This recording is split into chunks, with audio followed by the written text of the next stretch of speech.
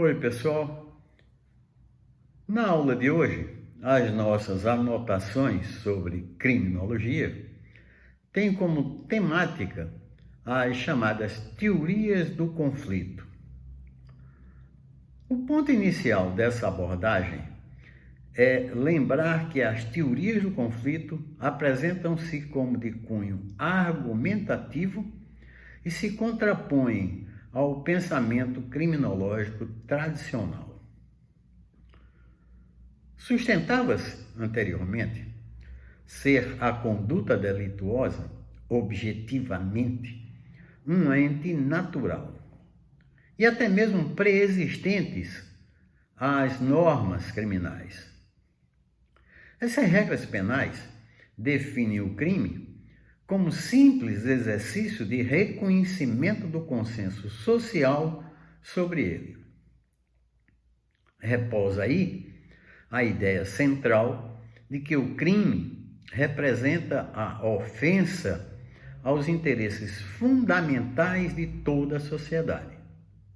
Isto é, os interesses protegidos pelo direito penal são interesses comuns a todos os cidadãos. Vemos isso em Ferri, com a ideia da delinquência evolutiva, e também em Florian, com os chamados delitos artificiais. O conceito de delito natural transmite a concepção naturalista da criminalidade, coisa muito própria da criminologia tradicional. O desvio passa a ser uma qualidade objetiva de comportamentos. Junta-se a isso a concepção jus-naturalista, pressupondo que os tipos penais representam violações de interesses próprios de toda a comunidade. Tem-se aí a universalidade do conteúdo, pressupondo a homogeneidade dos valores e dos interesses ofendidos pela criminalidade. Pois bem, de forma bastante diversa de tudo isso que nós vimos, temos novos estudos a partir da chamada criminologia crítica. Entende a criminologia crítica repousar o jogo social na força e na coerção estabelecida numa relação entre dominantes e dominados. Desculpem. Encontram-se aí as premissas de que as sociedades são sujeitas a mudanças dialéticas e nelas prevalece a luta de classes ou de ideologias. Essa nova forma de pensar a criminologia tem como pano de fundo os conhecimentos desdobrados a partir dos anos 60 do século passado. Trata-se de período marcado por intensas modificações no mundo. Nesse mundo da década de 60, a juventude luta por alterações econômicas, sociais e políticas. A rebeldia do jovem faz nascer, como observa Shecaria, um potencial crítico e criativo, um idealismo marcante e abrangente, uma força transformadora que deságua, como consequência, numa chamada criminologia radical. Vamos por partes. Vamos rememorar conhecimentos anteriores. Ao analisarmos a concepção multifatorial da delinquência, dissemos que a etiologia do ilícito marcou indelevelmente a história da criminologia. Fixemos inicialmente que temos uma transição do direito penal clássico para o nascimento da criminologia a partir do positivismo. Entende-se, a partir desse momento, que as normas de convívio social derivam do consenso em torno de valores e objetivos comuns. O criminoso, portanto, é apenas aquele que infringe normas jurídicas e não o portador de anomalias. O crime passa a ser considerado como uma criação do Estado e podendo, inclusive, modificar-se ao longo do tempo e das mudanças sociais. Dois férteis segmentos, então, são estabelecidos: as chamadas teorias do consenso e as teorias do conflito, conforme já estudamos anteriormente. As teorias consensuais partem do pressuposto de que a sociedade precisa funcionar com harmonia entre instituições e indivíduos, todos vivenciando metas sociais comuns. Nesse contexto, a conduta desviada é entendida em sua função reguladora e deve ser mantida dentro de limites toleráveis. O resultado dessa nova visão é não mais encarar o criminoso como alguém anormal, cujo agir apresenta-se como patológico. As novas reflexões produzem efeitos sobre o dogma do sistema penal. Esse sistema passa a ser visto como recuperador dos desviados. Procura-se, então, estudar a atuação do sistema penal, definindo a norma e a reação estatal exercidas pelas malhas oficiais de repressão e prevenção. Observa-se aí que o desvio é o desviado. Fica melhor assim. Observa-se que o desviado é um dependente da ação ou da omissão das agências estatais de controle. Verifica-se que tais organismos agem baseados em orientações normativas e o indivíduo somente é tratado como criminoso a partir do momento em que é retido pelas suas malhas. Portanto, ser criminoso não implica necessariamente em praticar atos ilícitos, porém, em ser alcançado pela atuação das referidas agências seletivas. Situa-se aí, por exemplo, a teoria do etiquetamento e também nasce aí o que nós chamaríamos de teorias conflituais, em que passam a ter lugar no âmbito da sociologia criminal, dando lugar para a passagem de uma criminologia liberal ou criminologia consensual para a chamada criminologia crítica, onde nós teremos as chamadas teorias do conflito. Do ângulo das chamadas teorias do conflito, entende-se que a ordem estabelecida traduz o conflito de interesse de grupos antagônicos, onde prevalece a vontade do dominador. Abandona-se, portanto, a ideia de contemplar a realidade absoluta do ilícito como sendo um fato concreto. O delito, com essa nova visão, passa a ser encarado como realidade apenas normativa, moldada pelo sistema social, gerador da edição, da vigência e da aplicação de leis criminais.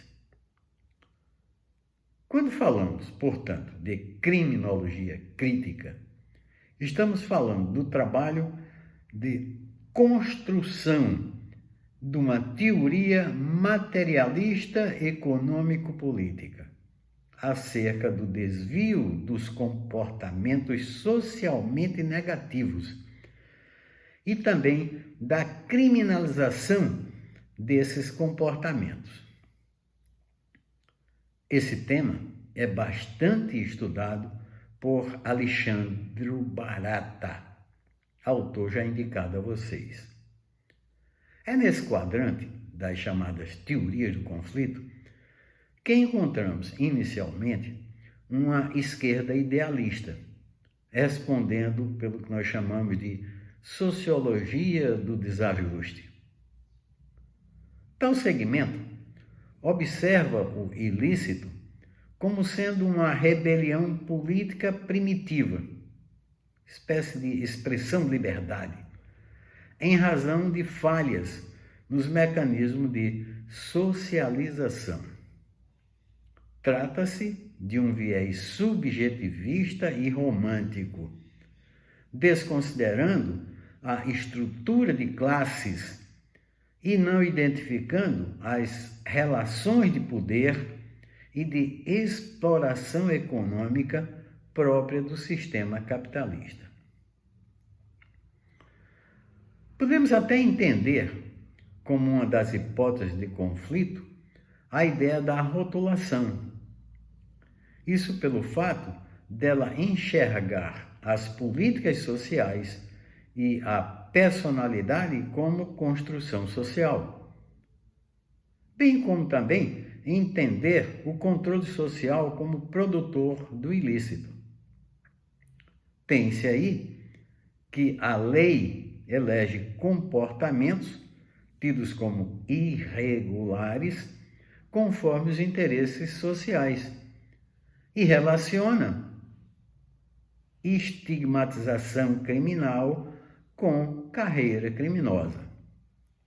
Assim, se terá uma criminalização primária, produzindo rotulação que acarreta como consequência criminalizações secundárias por assimilação de características grupais. Isso vai resultar no que nós chamaríamos de subculturas. Resultante disso é que o sujeito estigmatizado reforça a identidade desviante. O sistema legal, portanto, torna-se criador e reprodutor da violência e da criminalidade. Porém, para além dessa esquerda idealista, temos um novo posicionamento no ramo do conflito. É a criminologia radical. Essa chamada criminologia radical aceita a hipótese de repousar o funcionamento social na força e na coerção estabelecida através de uma relação entre dominantes e dominados. Ela também tem como premissa que as sociedades estão sujeitas a mudanças dialéticas, prevalecendo nelas a luta de classes ou uma luta de ideologias. A criminologia radical, porém, vai muito mais além. Ela entende que esse desencontro na relação entre dominantes e dominados insere-se no âmbito da globalização capitalista, com a divisão internacional do trabalho e mundialização do comércio e da produção. E também considera a polarização antagônica entre países industrializados e países dependentes. Essa vertente radical da teoria do conflito nasce embasada nas ideias dialéticas do materialismo histórico, reconhecendo a existência da sociedade de classes conforme exposta por Marx e Engels. Admite ela que o direito penal burguês é formado para dar suporte à ideologia capitalista.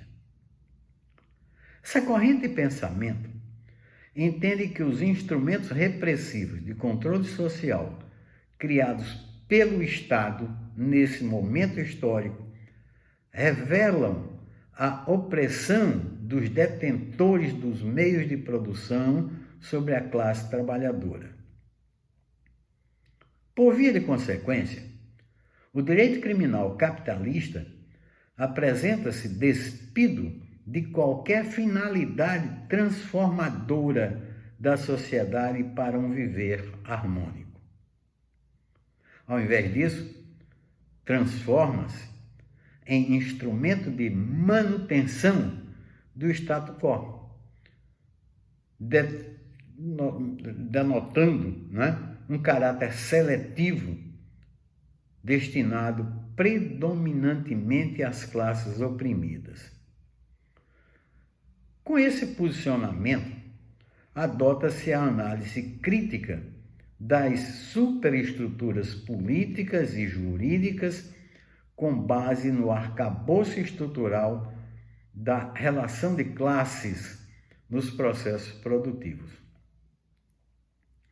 Esse, por exemplo, é o pensamento externado por Juarez Cirino, dizendo que a criminologia deve abandonar o tradicionalismo de ciência social neutra, porquanto vincula-se ela necessariamente à política. Adianta também que desconsiderar a carga de valores na análise de comportamento ilícito é pactuar com a estrutura de dominação. E adianta também que a criminologia deve ver o indivíduo que age ilicitamente como inserido nas estruturas sociais. Juarez, igualmente, ensina serem tarefas complementares da política criminal alternativa da criminologia radical e conjugar os movimentos de presos com o movimento das lutas dos trabalhadores e intensificar a produção científica radical e também coordenar as lutas contra o uso capitalista do Estado, além de desenvolver um contrapoder proletário. Destaca-se nessa mesma linha de pensamento, dentre vários outros autores, a Rosa de Olmo, o Riviera, o Lola Aniar, o Emílio Sandoval, o Roberto Benali e Roberto Lira Filho. Eu aconselho a vocês, para o estudo desse tema, as obras do Alexandre Barata, Criminologia Crítica e Crítica do Direito Penal, e também a obra do Checaria, a Criminologia. E é bom também dar uma olhada no Walter Fernandes, a Criminologia Integrada. Espero que vocês façam a leitura dessas obras e bons estudos. E até um próximo encontro.